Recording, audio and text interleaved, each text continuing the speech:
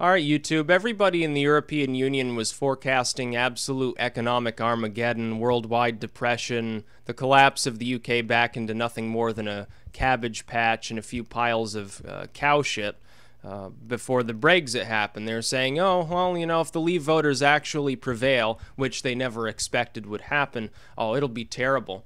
But we now see that FTSE has recovered entirely and stocks are rising, and it was just volatility, which is what some of the more cerebral people guessed that it was. It's not a continuous slide down into world economic irrelevance. You'd have to realize a lot of the value of all the markets in the world is artificial. Governments just pump funny money into them. People speculate. It's not real value.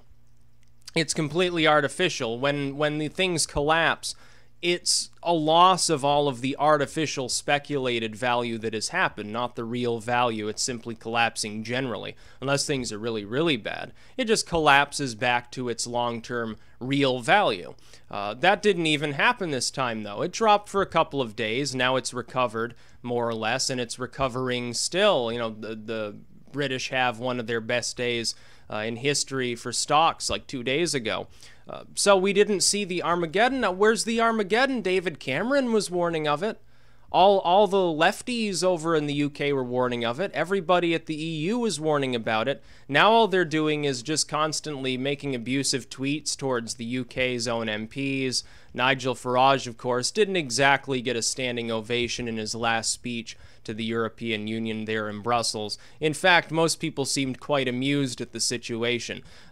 This is not it's a major event politically. As far as the EU goes, it will lead to the dissolution of the EU in fairly short order. I would have given the EU 10 years if they had stayed, if the UK had voted to stay. Now I give them like 3 years, maybe 4 if they're lucky, before things fall apart because other states start to fracture off, because it normalizes the idea of leaving the European Union, especially now.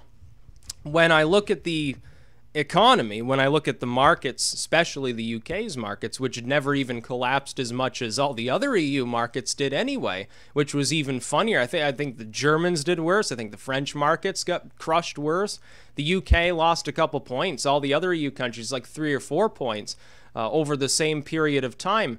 It's actually very funny. I think that in reality, the EU's sort of chiefs there weren't being honest with people, and that yes, the claims of Farage and all of these other individuals were always right, which is the UK is such a massive economy and buys so much shit from the other EU countries. They're the ones that have to renegotiate on favorable terms with the UK. They're the ones that have to worry about losing their largest export market.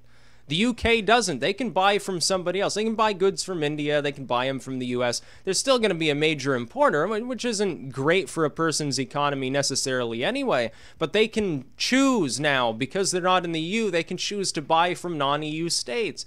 But the EU, where are they going to sell their goods?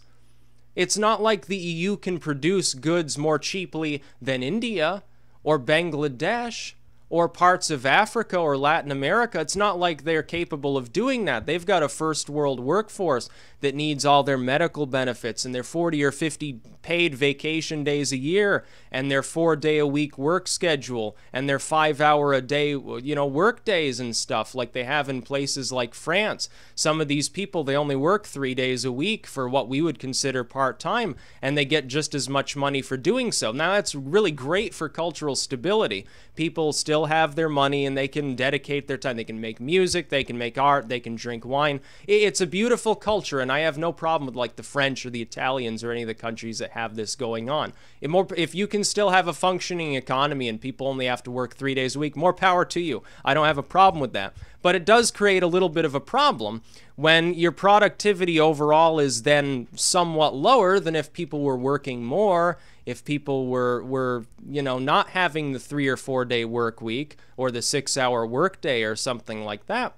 The UK still needs to buy those goods. Now, if it can't get a good trading deal with Germany or the EU at large, where's it going to turn? Maybe they'll buy American. That'd be great for our economy, by the way. We'd love to sell more to the UK. Maybe they'll buy from China. Maybe they'll buy from India. It doesn't really matter. They're going to do what's best for them. And the market obviously has reflected this fact that the UK has more leverage because they're the ones buying the goods. You know, they can always pick and choose where they're going to get them from.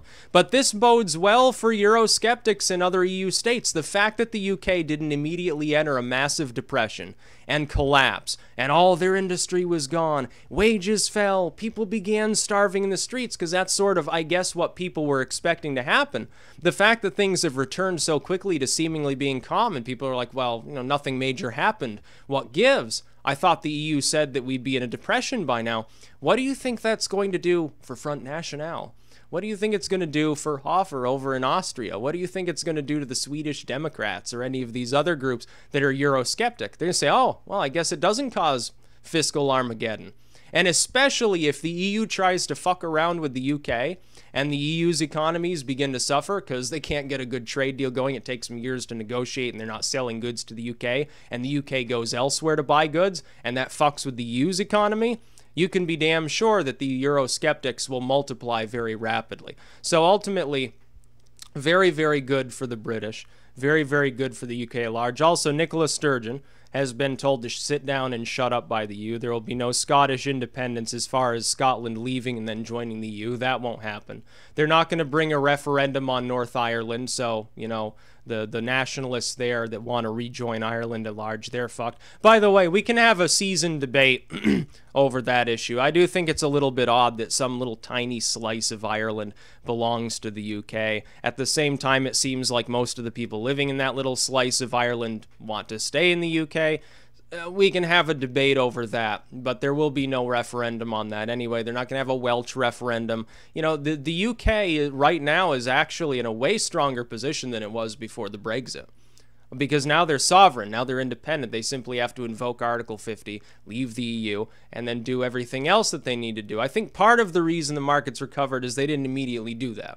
That is, they're dragging their heels a little bit on actually declaring, yeah, we're out of the EU now. They've already voted that way. It's going to happen. It's just a matter of when. And things will be calm at least until that point. But in that meantime, as long as that happens, as long as the economy of the UK doesn't completely revert to cabbage patches and potato hills, then it emboldens all the other Eurosceptics in Europe, and they're going to continue growing at a rapid pace.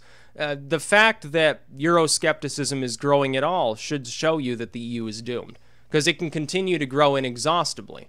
And those people will tell their friends and family, yeah, why should we be in Europe? Look at the UK. Look, they're well off.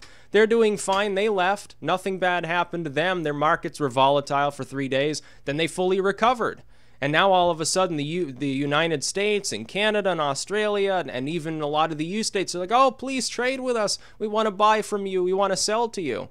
Well, that's what's going to happen if all of the other states leave too. If the Greeks leave, be great for their economy. Fuck austerity. If they want socialist spending, if they want high debt and low productivity, it's their right. They're a sovereign nation. I think it's crazy. I think it's communism.